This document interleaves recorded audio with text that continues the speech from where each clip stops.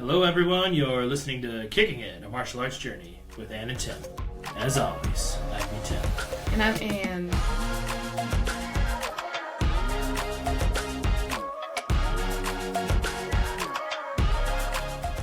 Once again, we are going to be talking about the great country of South Korea and our wonderful experience there. This is our Korea series, and this episode's going to really encapsulate the rest of the experiences we had in Korea together, the things we saw, the things we did. So please stick around.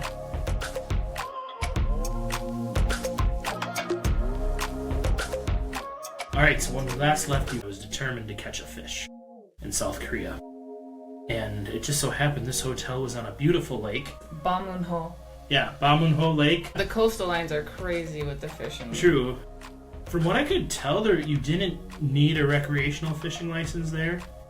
I will reiterate, my fishing equipment was a chillin' reel can koozie. It is literally a can koozie with line wrapped around it and a hook at the end. I was like, what is that? I've never seen anything like that. Well, it wasn't a fishing trip, so I wasn't going to pack a whole pole. So I woke up at 5. I'm like, Gavin, you want to go fishing with me? First of all, stunningly beautiful lake. You know, early morning, so the sun is just coming up. Oh, and every morning is so misty there, isn't it? Yes. Anyway, Gavin and I had done some reading, and it sounded like there was a fishing pier on this lake, according to what reading I had done. And the only pier we see is for like swan boat rentals. So I'm like, well, maybe we'll be able to get on that swan boat pier. And you couldn't just walk up to the water. The water was like completely gated off. And a sign that said swan boat rentals start at 9. And we needed to leave our hotel at 8:50. If we had an hour and could have rented a swan boat, that would have been and gone out on the lake, which basically like pedal boat shaped like a swan. But a great morning, and we saw not one, not two, but 3 stray cats. I had to remind Gavin not to pet them. Right. Anyway. It was a beautiful morning. I mean, that spread at breakfast was also immaculate. Yes. Too. I think it was slightly bigger. It was just a more open space with like ridiculously high windows. It was just all very, very grandeur. It was just the culinary masterpieces. I had spaghetti. For breakfast. I had spaghetti for breakfast. The day before, we were all saying what kind of food we were craving. I was just, I want a plate of spaghetti. And the next day, bam, plate of spaghetti. So thank you, universe, I guess. It was the night before, too, that I got to talk to some of the members of the other school. So that was pretty notable. Anything interesting from those conversations we're sharing? Yeah, well, I did get to talk to them about how I would be staying, and I was talking with James, Brendan, and Matt, and I was asking Matt about Matt Hong, Master Hong's son. And he went to the University of Seoul for a while, so I was talking to him about how I'd be in Seoul, and I was like, give it to me straight. Like, how safe am I going to be? And he's like, you could leave your credit card out and no one's going to touch it. He's like, there was like 3 cases of stolen items in like the past 6 months in all of Korea, and I was like, no way. It was something crazy like that. Hats off to Korea. To Korea. Whatever they're doing, it's certainly keeping crime. And you know, every city we were in there, I felt incredibly safe myself. I felt ridiculously safe. And actually, that night too, Chloe was suffering from what I think was actually heat stroke, and so I was taking care of her. And she was so sick. And again, we can't stress enough how hot it was. And every day you're like, well, it can't be bad as the last day, and every day the weather in Korea said, hold my beer. God, I know. Yeah, again, very proud of all of us. So we were awake and alive for the next day, and that was really great. And as you all probably know, Korea is a peninsula, aka surrounded by water on 3 sides. So of course we were going to end up seeing the ocean. It was beautiful, and it's the bluest ocean water I've ever seen. I've never seen water that blue in an ocean. I've seen lakes that clear and that blue, but I've never seen ocean water quite like that. Yeah, and we were also able to have like a little photo shoot in that pagoda area too. Yeah, we climbed up, well, really it was a hill, but it had a pagoda at the top and overlooked the ocean.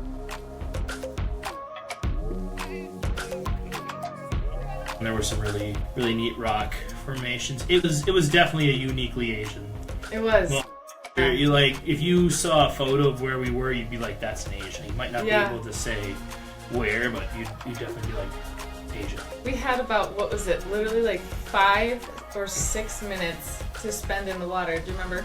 Yes. So we were like, oh my god, we gotta book it, because we really want to get our feet in the water so that we could say that we were on the water on both sides. The Pacific Ocean, yeah. You gotta say I've been on both sides of the Pacific Ocean. Exactly. And so we did get like knees deep. I had been talking with Shannon on the bus ride there about what synchronicities are in the world. It's basically when you mention one thing and then something appears, or you see two of the same thing. For example, I was walking on the beach and I was just thinking, I was like, yo, you know, I really hope I find a seashell that I can put in my hair. And then I stepped down, I was like, oh look. And it was the one that I was literally picturing, a cute little synchronicity, a little gift. First of all, the water was perfect, and something I don't know if I've really mentioned on this podcast before is I love the water. I love swimming. I am part fish. To just stand and appreciate the fact that I'm standing on the opposite side of the Pacific Ocean and not just like dive in and start swimming to those rocks, like, took a lot of self-control. If it wasn't for all those years of Taekwondo learning that important tenet, I foolishly didn't grab my chillin' reel, my water bottle of sardines. Lost opportunity. That's okay. The beauty of the ocean was more than enough. And we did some kicks in that upper level gazebo, so we walked around. At least I did. I don't know if you did. I was walking around barefoot. Oh yeah, we both did. And then you looked back at me and you're like, "Anne, I'm glad we're friends." I think you said something along the lines. It was so funny. Well, we took them off to go in the gazebo and we just never put them back on. Yeah, and then Irene was like, "Do you guys have your shoes off?" And we're like, "Yeah." Yep. My favorite thing about the Korean culture, no shoes. Yeah, we're almost never wearing our shoes. I mean, that pretty much sums up the ocean. After that, we got on the bus and we had lunch. And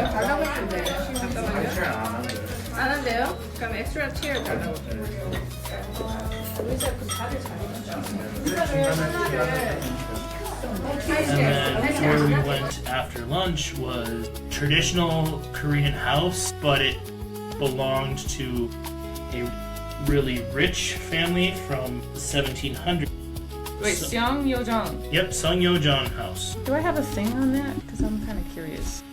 Ooh, yeah. This looks like it, don't it? It does. Okay, so they were descendants of the prince. So the main parts that were cool was the trail. We got to see the women's quarters. Apparently the women weren't really allowed in all of the home. Yeah, the house was very much separated, male side, female side. Everything on the male side was bigger. It was definitely a patriarchal society. Yeah, definitely. Right. They did have their own shrine, and then the east quarters were for hosting. That's also where the owner of the house lives. Had a bit of a funny moment with Gavin. I was walking by myself and I ran into Gavin and some of the other girls and walked down a trail with them. There was a building off to the side, and one of the girls that might have been Tia said, "What's that?" And Gavin goes jokingly, "It's where they kept the slaves." And I go, "Gavin, that's clearly an outhouse." Also, no. Just no. He said some of the funniest stuff. Yeah, he had some one-liners. Yeah. Oh, that's good. Yeah, I do wonder how I got separated. I thought I just lingered for a second, but this happened to me a lot. I think I might be a little spacey or something. Not you, Ann. Absolutely not. What are you talking about? Bruh. I thought it was just a second, then I looked around and I was like, I don't see a single soul that I know. Yeah. Something I found really interesting is basically houses like that were split or like measured by like sections. Basically, like from one flat board to another was considered a section. Yes. No matter how wealthy you were, socially you weren't supposed to build more than a 99 section house. There was rules. Because everything else would be just showing off. But this particular house, not including the servants' quarters, 102. Oh. Wild. Yeah. So his family was like, forget the rules. Yeah, we left there. That was a cool historical experience. Really put like some cultural and historical things into perspective. And after that, I think that's when we took a really long bus ride, right? We went all the way to the name of that hotel. the Kensington Hotel. The Kensington but before, Star. if you're thinking, geez, that sounds really British, it's because it was. The hotel that just all the old people would love. They would love that. The Diana Suite was on our floor. It was, right? Yeah. Yeah. And I don't know if that means Diana stayed there, or they have just, no idea. every British hotel, they direct a suite. Well, apparently there was a lot of celebrities that went to this hotel. A lot of Yes. Korean celebrities that we didn't recognize, but it was really cute to see just a little window into older Korean celebrities that are from, you know, like a few generations before ours. Normally in Korea you see like all the K-pop stars and K-drama stars, but we got to see some older names. It was not my favorite because I like more modern things, and I'm also not the biggest fan of European style. But it was the hotel that we had the best night ever because we all decided as a group that we wanted to do some exploring. Mountains move some in people, so we were all And eager those to. mountains were crazy. They reminded me of the mountains in China that I saw in Zhangjiajie. They were similar to the style of the floating mountains. They were just gorgeous. And at this point, we're back in the northern part of South Korea, a 2-ish hour walk from North Korea. So Yeah. we were close. So yeah, we just started walking down the road. It was like A lot of us. we ended up entering the national park, and was so getting we're gonna leave slightly you dark. ignorant on the podcast to kind of simulate that. And we didn't realize it at the time, but we had entered the grounds of another temple. We stumbled upon what was basically a monk graveyard, and that was very cool. We found a giant Buddha statue. Oh yeah, oh my Very gosh, big. that was such a crazy moment. It was starting to get slightly dark, and I had seen over like the horizon and like the trees peek through. Like, is that Buddha? 30, 40 feet tall. The statue was gorgeous. Luckily, we got to spend a lot of time there. This is where the group, at some point, they were like, okay, We started we're heading gonna back. head back. Yeah, it was getting dark at this point. They wanted to go get some stuff from a store or something. Which in hindsight, I'm glad they did. Yeah, Because I'm very, very glad they did. And we'll tell you what they got. Ann and I were like, yeah, let's stay out a bit. So Yeah. we hung out by Buddha a little longer, and then we basically stopped on a bridge, looked up at the mountains in the dark with the moon over them, and basically watched the moon rise and the mountain night began. We did see a sign for like a temple. We didn't realize we were already in like the temple grounds, and we did try to walk towards it, but there was like some work being Like done. midnight we thought, construction. It Yeah. was so dark, and everyone had headlamps, and yeah, we saw giant machinery. yeah. So we're like, we better steer clear of that. So we went to a bridge over a river, and a river is a strong word. This was a light trickle. Yeah, no, standing on that bridge though, looking up the mountain moon, and just talking about our experience there so far was by far one of my favorite moments of the trip. I think the thing that was said that had the most meaning actually came from you, Ann. As we kind of mentioned in part 1 of this Korea series, we were disappointed that we didn't get to train more because there was more originally planned and things happened. We didn't get to, but you basically, as we were reflecting on that and other people's disappointing, and we were like, you were basically, people need to realize it's all training. It's a state of mind. It's a willingness to constantly be learning and applying that knowledge, basically. So that's the biggest takeaway I had from our little stare at the moon over the mountain session. Wow, that's awesome. I'm so touched that you remembered that, because I don't think I even remembered what I had said. But now that Fair you enough. mention it, yeah, I do remember saying that. Yeah, wow, I'm so glad you remember that, because I remember that talk as being like one of the best from the whole trip too, because where we were at locationally, unbeatable, and we were thinking about what we could be doing like in our normal day-to-day, and we wanted to be as absolutely present as possible. So I think there's a piece of us that is still there on the bridge because we were so present in that moment. Yeah. It was just a holy cow, look where we are moment. Oh yeah, and I'm glad that stuck with you that too. was a big theme. And then the thing I said that I thought was really corny, but I have a new appreciation for. No, because I liked it. Was like, as we're looking at the moon, I'm like, that is literally the same moon we see back home.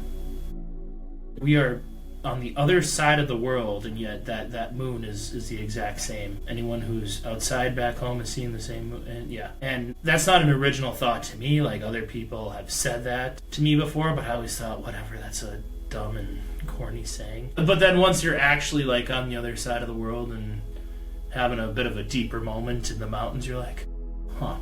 Yeah. Maybe that's not a dumb and corny saying. Yeah. Maybe there is something to that. When you said that, I got a little sucked into the moon a little bit. Yeah. Well, it was full. It was full. It was bright. I'm glad there's, as far as I know, no Korean werewolves, because it was a full moon. And then when we did start to walk back slightly and we walked past the Buddha statue again, we looked up and he had a third eye that was glowing, perpetual gemstone on his third eye that was glowing. And then we were like, that's incredible, that's so beautiful. And then we turned around and we noticed that the moon was completely symmetrical to where he was looking. And I was just like, yeah. I was like, oh my god. Yeah. That walk back was good. Had just kind of a different feeling on that walk.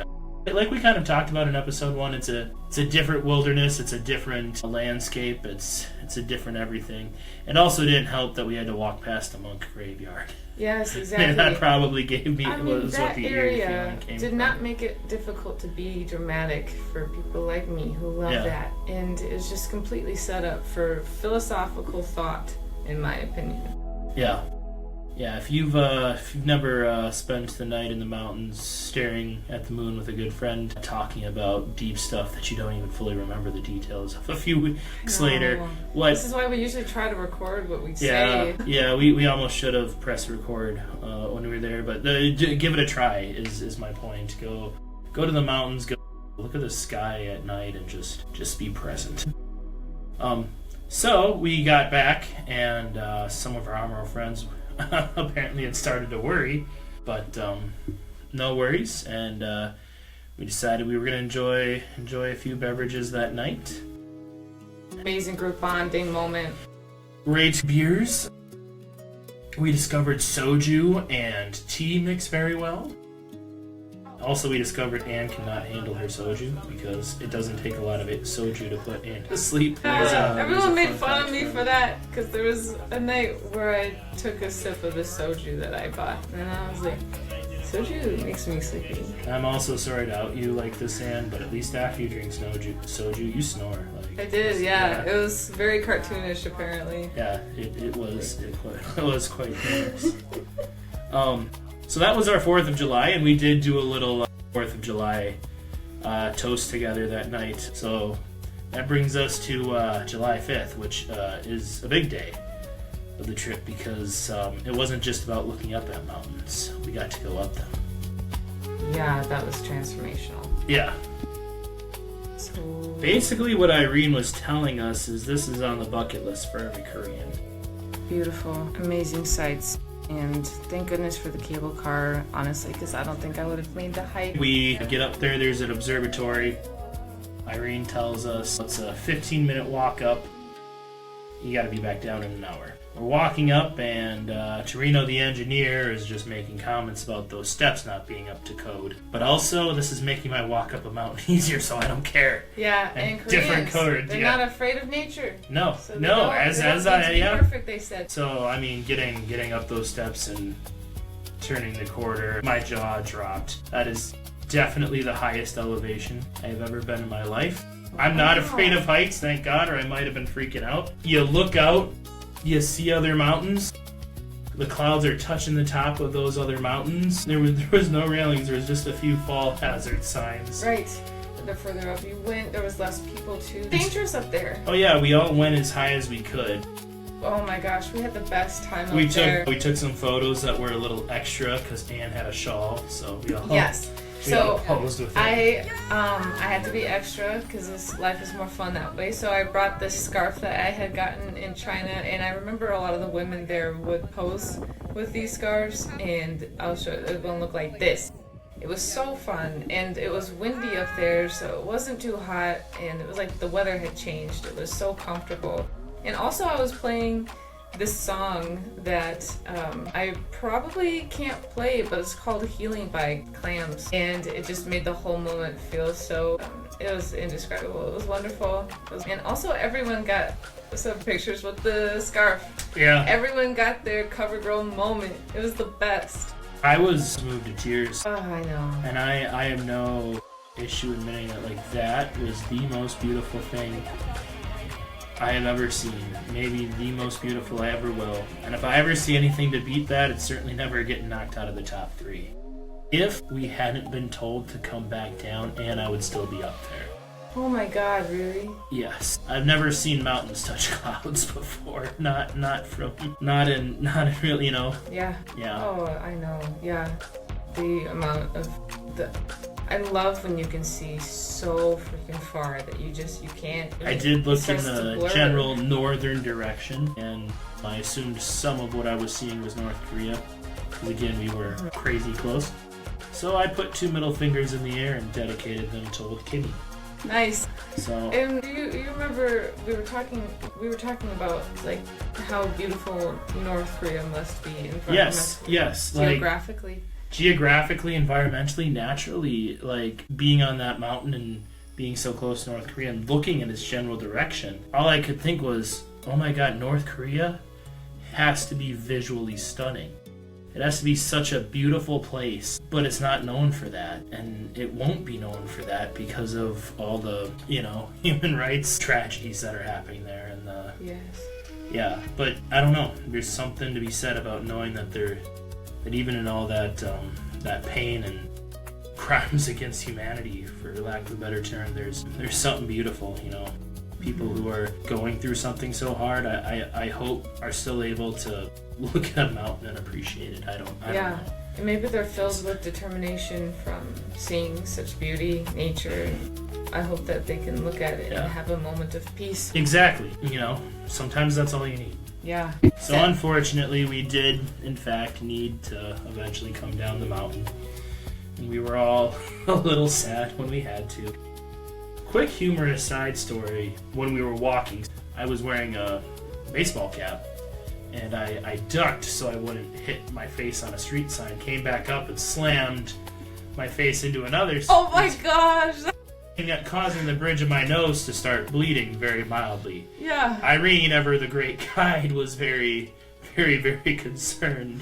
I'm like, no, I think I'm okay. Oh. My glasses bent a little bit, but I was able to bend them back. No, it's true. It was and Irene's like, where his head snapped back. She's like, I really didn't have to want to call 119. And I'm like, wait, 119? Yeah, our emergency number. Guess what? You didn't have to call 119. I made it. Built different. Yep. Anyway, we go to like the main buildings of the temple. The one Ann and I were trying to walk into at night, but there was some kind of construction going on. It was really beautiful. Yeah. Another open concept kind of idea too. I like how the gates don't seem to really ever close. Yeah, no, Buddha's world is always open, but once again there were the 4 statues protecting it. We did get time in like the main temple. Yep. There was a side temple too that I noticed had a tiny little family funeral. All right. That was people mourning a loved one in their own ways. And then of course we went to the main temple building and took some time to meditate in there. It's also worth mentioning that we did drink the water this time. We're still here. We're still okay. Yeah. Irene was very worried about her stomach. That was really kind and considerate of her to warn us. Apparently it's very symbolic of cleansing yourself. Yeah. So we headed back to the bus. We did briefly lose Chloe. They were shopping, but didn't quite get the memo, get back on the bus. not really an important detail, but just felt like embarrassing. Don't get lost, Chloe. Well, also it does kind of show how tight the schedule was. Yeah. How you need to be back at that bus. Oh, yeah, yeah. So then we were heading to Seoul. Yeah. A very, very long bus ride. It was 3 hours just to get in Seoul, and then we were stuck in traffic for a long time. Yes. Yeah, very, very long time. Well, we stopped at a fountain. To be honest with you, I just remember how bad I had to pee. The running water can't have helped that. It was torture. But it's a stream, as we said. Fountain overflows the stream, and then the stream will flow Yeah. through the city for a while. It's man-made, but it's still very cool. We got a taste of modern Korean culture and went to the K-pop Museum. Yeah, hiker. Which was hit or miss with people, but Anne, you really liked it. So tell us why you liked it. What was cool about the K-pop Museum? Yeah, I loved it because I realized that it was specifically geared toward tourists. Like it is free for tourists to go in there. There's many floors, and at the top floor there was the tourist information place where you could actually sit down and talk to someone that spoke And a heck their of a language. donut shop. The famous donut shop. I couldn't read the Korean. I got so hungry that I was starting to feel dizzy. I'm like, I need food. Only food is donut shop. I tell them what kind of donut. And I buy 3 donuts. There was a cream corn donut and like 2 avocado donuts. What? And they were both. These sound crazy. They're crazy, and they were incredible. Cream corn. Highly recommend it. Yeah, delicious. Whack. Yep. So it wasn't just Irene blowing smoke. In fact, a big deal. I thought so too. I was like, oh yeah, of course they're the famous donuts. Yeah, Like, Irene, we're just tourists on your bus at your mercy. Yeah, they're famous donuts. I also love the Hiker Museum too. It's HIKR. It has to do with like High Korea or something, like Hello Korea. Oh, that's clever. Right. I thought that was really cute too. And so the other levels, I'd say, they're just to get you really involved with certain things. Like there was a very interactive. with the karaoke, and that was always very busy.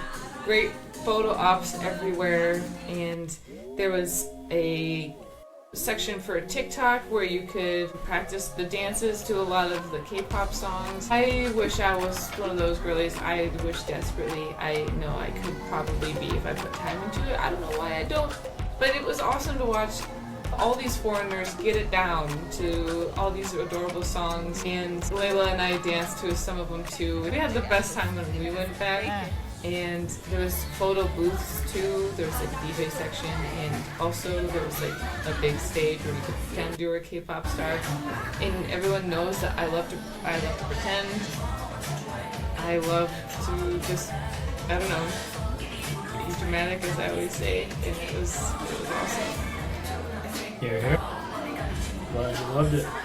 Anyway, after that we had dinner, which I predicted food did get better in Seoul. Because we were to Seoul, the better the food was. The eventful thing at dinner that night is there was fried meat. Deep fried meat. Oh, that was There was so some good. debate on whether it was chicken or pork, but it was covered in gravy and it was incredible. Yes, and then, oh my gosh, you won't believe what happened after that. The youth group, a few of them left because they wanted to go stretch their legs, and one of them stretched them too far. Tia Brewer, you know, you should be careful when you are 6,000 miles from home. And you should not be rolling your ankle, Tia Brewer. Oh my gosh, we were all so worried for her, and she's like, I'm fine, guys. Yeah. You know? She wasn't. But she rolled her ankle. It hurt. It honestly kind of bugged her for the rest of the trip, I think. She did not participate in that night's side quest, as we were calling them. Right. And that night's side quest was something we all knew we had to do when we get there because it's just so very Korean. I am, of course, talking about going to a karaoke bar. The karaoke bar. Oh my gosh, Hallabong. It was the best experience. It was. Yeah. So I'm all sketched out as we're walking up these stairs with being dramatic, but not untruthful. There were flickering fluorescent white lights going up you're these not stairs. dramatic. It's definitely okay. I've been to a few of them now, and that was more of the older of the kind. Yeah. It was slightly more sketchy. It felt a 100% little. fun. A credit to Chloe. handles the transaction very well. Yeah, Chloe did awesome. The guy who was at the desk didn't have a lot of English. Right. We eventually figured it out. Paid the man, got our beer, got our soju. And all the buttons are in Korean, so it was fun to try to kind of navigate that. Tim started us off with a banger. It's Call Me Maybe. Call Me Maybe! Yes, it was Call Me Maybe. Thank you. But yeah, no. I did it, and then I think everyone else was less shy. Another song I'm proud of singing there, because America was Country Roads. Yep. Gavin got up and sang a quieter, shyer individual. And wasn't even going to sing in front of us, and I'm like, Gavin, it's literally us. Just get up there, you're in a karaoke bar in Korea, you gotta do this. He's like dancing and getting into it, I'm like, alright. Another thing I did that was worthy of note, and then there's some things Anne did that was worthy of note, and I want to give Anne credit too. Somehow I got the microphone. Old people Korean music is called trot. Gotcha. So yeah, you sang to a trot song, I think. Yeah, and I sang in Korean, not the right words. I basically was just counting and saying different names of kicks in Korea. Yeah, it was iconic. But I was basically just going, 하나, 둘, 셋, 넷, 다섯, 여섯, It was so funny. Junanya, chigi, toil, chigi, just all the chigis really. Chigi means kick. It's so great. Yeah, and I got 100% on that. The only one of us with a truly good musical voice was our very own Ann Taylor. Oh, that's kind. Very, very good, very dramatic. Felt like a free concert. Oh my gosh. I learned that night that everyone truly loves me because they let me sing Blind by Korn. And that was everything to me. And I was like, you guys sat through a Korn song, and I feel loved. It's pretty unique individuals that like Korn. Especially a woman cover. Yeah, true that. It was awesome. What a great night. But we do. We love you, Anne. Thank we you. don't know how we feel about Korn. Thank you. Yeah. So that takes us into our penultimate last day. And we headed to Seoul Tower, which is basically like the Space Needle. It's a similar architecture. It's right, and that was towards like the middle of Seoul too. So once we got up the tower, it kind of reminded me of also the Pearl in Shanghai too. I love when you can just go up high in a big city, don't you? Because you can get like a scope, like it's Assassin's Creed or something of the area, and it was incredible. It was a really good moment. Yeah. Kind of recommend. So we get in the tower, and other than the amazing views, you got to see like how technologically advanced Korea is and how much pride they take in that. Because when we walked in the building, just on our way to the elevator, there was like 3D imaging on the wall, on the floor of like butterflies moving. We got in the elevator, and there was like some 3D graphics like completely surrounding it. The Korean technology piece you really got to appreciate.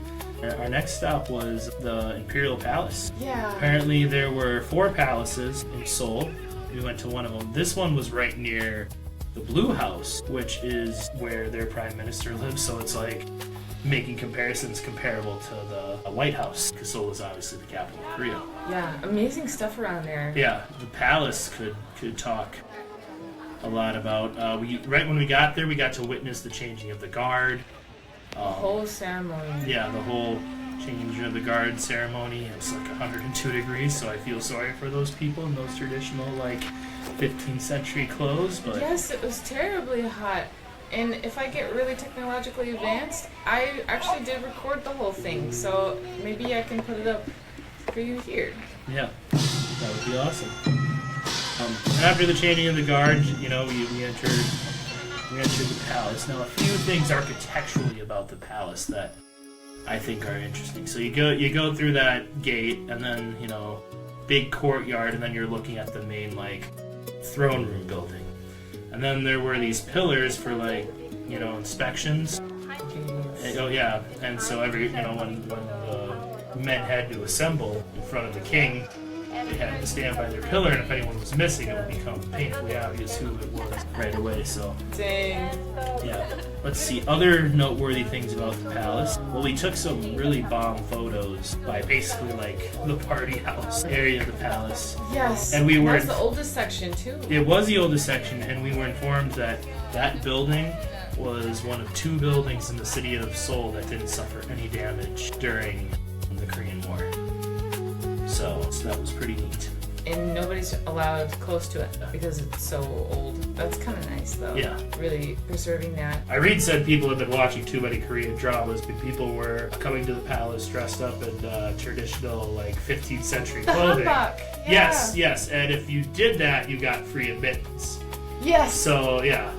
Which is what I actually went back to do that. Yep, I saw the photo, which is why I wanted to make sure it was mentioned. You gotta start watching Korean dramas now. Oh my gosh, I was obsessed. And so that's kind of how I made friends with Irene too, because I was like, have you ever seen Cheese in the Trap? And then she'd be like, oh no, I haven't. Or like, have you seen this one? And that was really cute. Yeah, I used to be really obsessed, mildly obsessed, because every teen is obsessed with something. I'm just saying I'm not a Korea boo. It was normal. And I loved K-dramas. She's normal, and, everybody. Yeah. And Taylor's normal. In this, I'm normal. I'm normal. Yeah, ever since I was a kid, I always wanted to wear a hanbok, and it was like the best day of my ever. Anyway, after the palace, we had some time to souvenir shop. We were taken to like the official souvenir shop of Korea, like the state-sponsored one. I would like to deeply apologize to the Republic of Korea, but not impressed. No. Not impressed at all. So we wandered. We wandered out from there a little bit. And I don't like to shop, but that was one of the most enjoyable parts of the trip for me. Mm-hmm. was wandering around there. I was determined to find a South Korean flag, full size, that I bought in South Korea, that I can one day hang in my own school. What I loved about this is I got to interact with so many people with this huge language barrier, and I just kind of had to figure it out. I was walking around asking people, what did you do last night? What did you do last night? To find inspiration for that night's side quest. What I basically learned was you have to go down into the subway. It's a whole nother world down there. Now, you and some of the Spice Girls, as we've dubbed them, went swimming, but I just didn't want to pay for a swim cap because you had to wear a swim cap. Yeah. Fun fact, just a side rant. Irene said swim hat. Like, everyone's like, what? And I'm like, people, it's not her first language. Use a little common sense. It's so she funny. meant cap. You don't need to make a big, like, confusing deal about it. It's swim cap. That's what she meant. But she said hat because again, not her first language, but very good at it. But just, there's going to be little things like that you just need to use your brain and figure out what they mean. It's not a big deal. I gotta tell you about the swimming. Okay, yeah. Part of the group goes to the pool, and we have our little anime pool episode. And yes, you gotta wear these swim caps, and it was so funny because everyone, like this whole day, we were gonna go swimming, right? And everyone like kept looking at me and they'd be like, "How are you gonna?" And I'm like, I won't be able to. There's no way. But Not it's with okay. the I'll braids find like a way to there, just yeah. be able to hang out there with you guys. I won't put my head in the water. It's gonna be fine. I'll be like that cool aunt who's like sitting on the side of the pool, you know, with her feet in the water. And that's exactly how it went. We had a blast. It was so funny to see. You gotta listen up to this because like this was so interesting as a cultural difference was the pool etiquette. Koreans like to swim, not as much as for pleasure, but like for practice and like Exercise. And you guys were having chicken fights in the pool. Yeah. In a 5-star hotel. Yep. Yeah. Honestly, The audacity. And it was amazing. Actually, people were watching and they were laughing. Actually, I think they were enjoying watching the crazy American hooligans. And then you gotta tell us about your subway. Yeah. So there was literally a subway entrance right outside our hotel. We didn't even have to cross the street to the park to that first one. We walked down, and for the first couple steps, there was just all these closed stores. And then the deeper we got in, the more like lively it became. And we wandered, we'd pop up, we'd look around, we'd pop back down, and then we'd pop up again. It was a great way to see the city, because as long as you remembered your turns, you could see all different, parts of the city real quick. So yeah, just a different world down there, another city down there. It is a multi-leveled city, apparently. It's got underground and relatively easy to navigate. Anyway, this takes us to our very final day of the trip. One thing I do want to acknowledge about the city of Seoul is how clean it was. There was not a lot of garbage laying around. We get on the bus and we head to a Korean folk village. Picture like a historical site with reenactors, things built from that time. This folk village was like 1600s style stuff, and you could walk around the village, and Irene gave us an excellent walking tour. And we saw some traditional dances, which was phenomenal. Yeah. Look at that. Yeah. So cute. Oh my gosh, the best part was when they opened up the park and there was characters that were doing like this dance to like welcome people in, and it was so adorable. I squealed a little bit because I was just like, oh, that's so cute. The performances were so beautiful and quite moving too. There's the women that were doing a lot of the performances. They were holding the traditional fans that actually it reminded me of my friend Cheyenne, who used to do the fans as like a weapons competition for them. They were using the same fans. The women, they were painted and they were making shapes with the pink feathers at the ends. Yeah, no, it was beautiful. Great music. Slightly comedic. Yeah, it was definitely slightly comedic. And then after that, we had a musical performance. I mean, what was the name of that instrument, Dan? Because you told me after that you learned to play that. Oh yeah, I have one. You were a homeschool kid who played violin and a number of other things. Yeah, it was weird. I'm weird, I think. Yeah, I'm finding that out. I'm kidding. I've always not. First step is admitting you have a problem, but it's not a problem. Beautiful soul, but I can't be stopped. I play the erhu. Okay. It's called the erhu, but that's the word for it in Chinese. I do not know the word for it in Korean. It's a gorgeous, beautiful, ancient sound. So, only two strings too. Definitely a uniquely Asian sound. Beautiful. And our next stop was the Kukiwan. Kukiwan. Yeah. Which is the World Taekwondo Headquarters. Everyone was like, you guys are going to the Kukiwan, right? Y'all are going to the Kukiwan, right? And we're like, I don't know, are we going to the Kukiwan? So we begged. We had to beg a little because it was not... We're like, we need to go to the Kukiwan. Yeah. And actually, it worked. Master Hong agreed, and he was like, sure, you guys want to go to the Kukiwan? And we're like, yeah, we want to go. So we did get to go. Irene took us. Hi, it's time to vlog again. And guess where we are? We are at the Kukiwan. I'm so excited for you guys to see where we're at. Everyone was asking me, are you going to make it to the Kukiwan when you go to Korea? And I'm like, I don't know. But, yeah, I'm just so excited. Everyone knows that I love WT.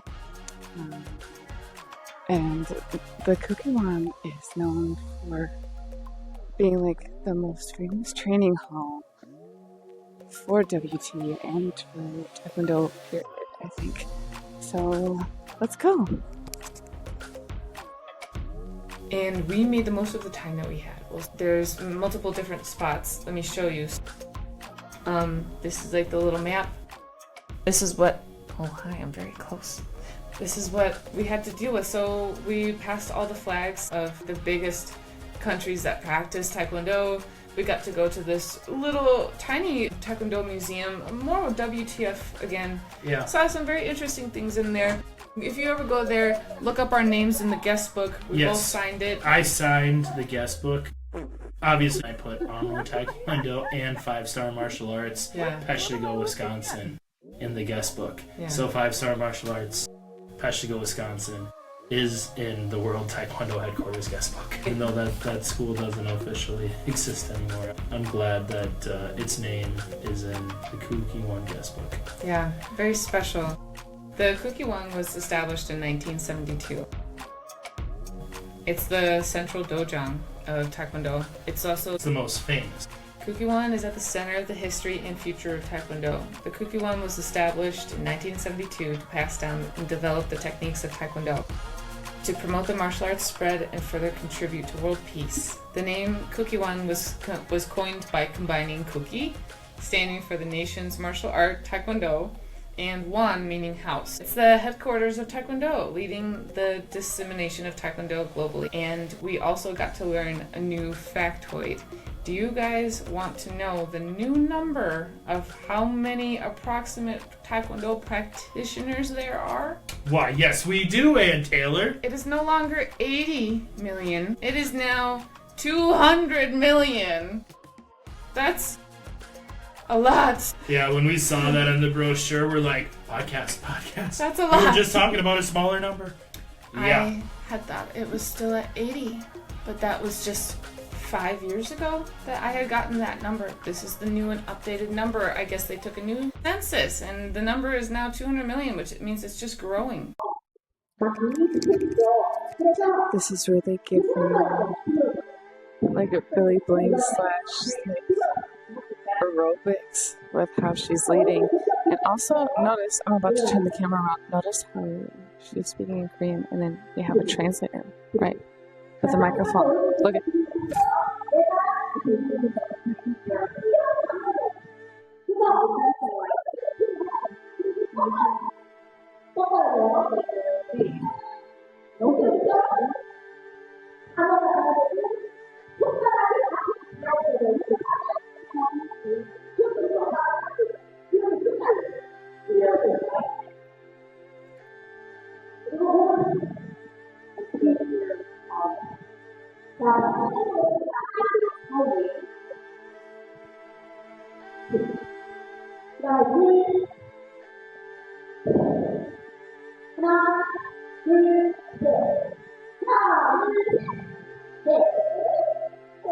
Taekwondo comes in all shapes and sizes and flavors, and there's just so many people here from different places, different belts, different uniforms.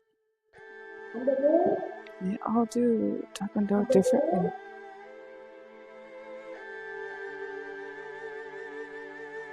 I've been watching short clips from the demo team, and once in a while I'll see a video, I'm like, that looks familiar, and then I'll see Kukiwan in the background. I'm like, I was there. It's home to the demo team. Yeah, it is home to the demo team. So. Amazing. Oh, can you imagine if we saw them? That would have been. I would have cried I also ugly. would have cried. But, we checked out their store and we bought some stuff.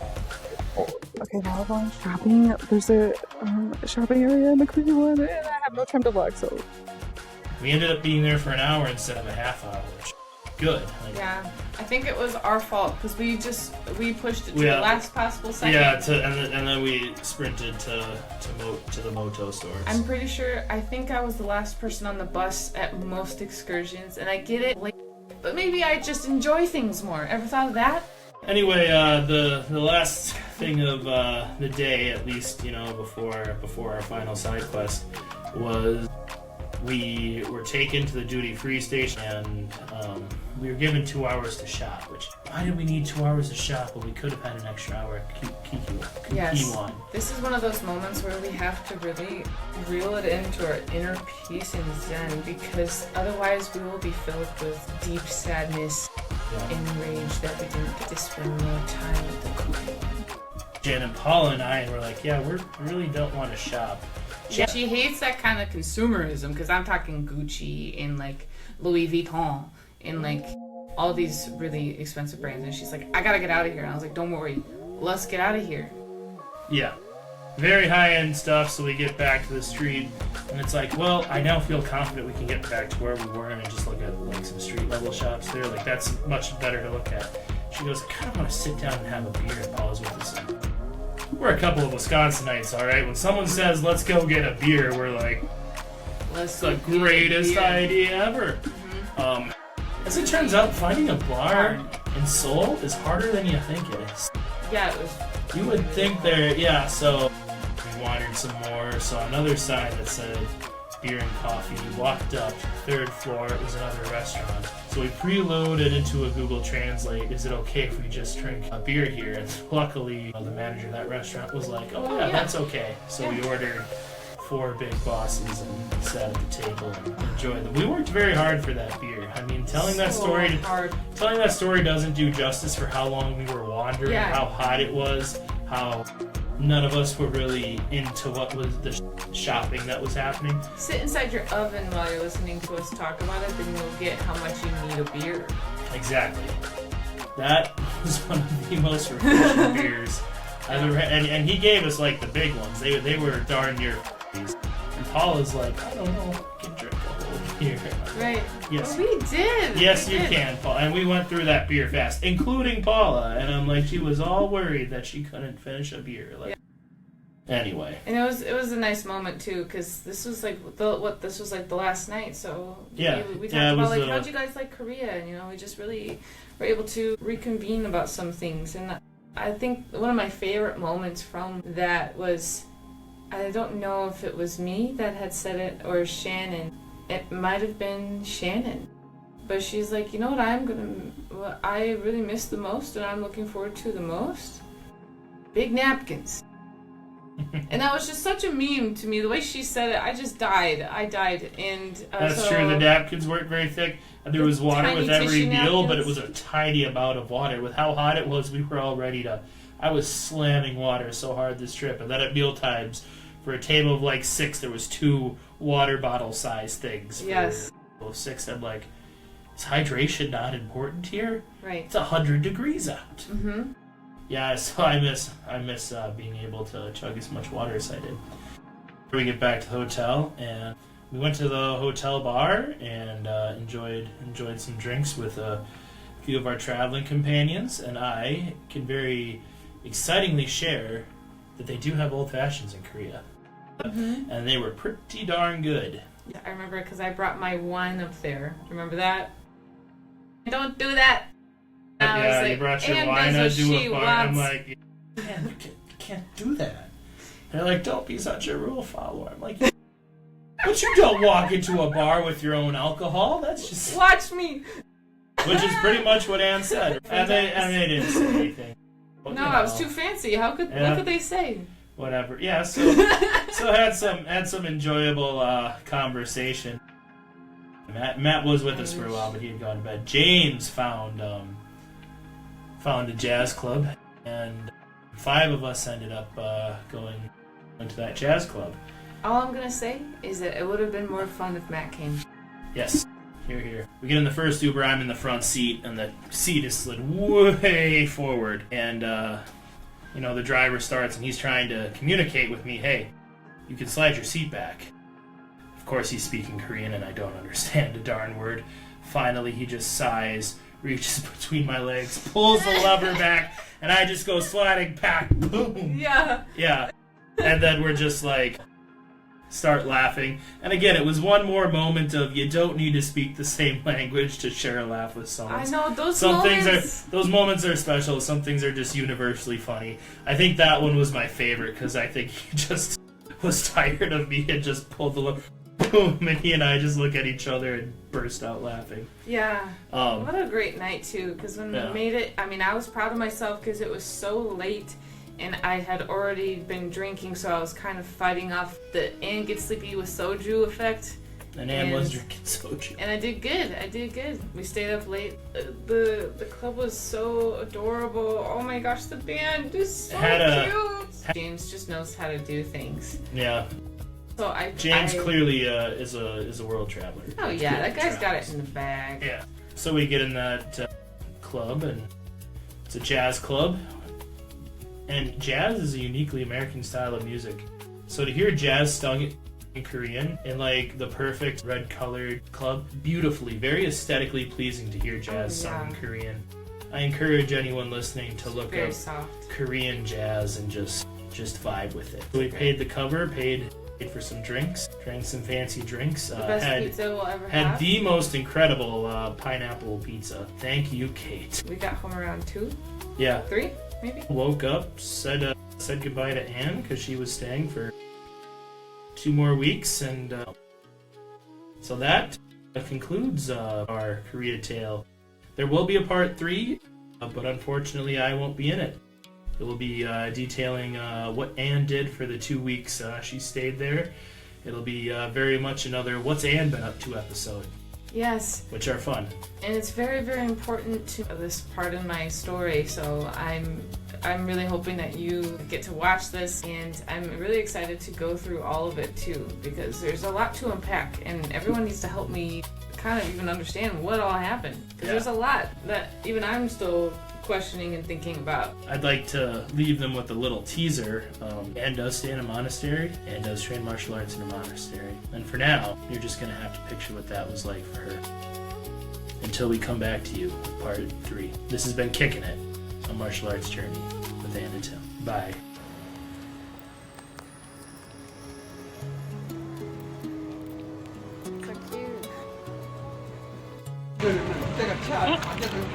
It's crunchy. And juicy.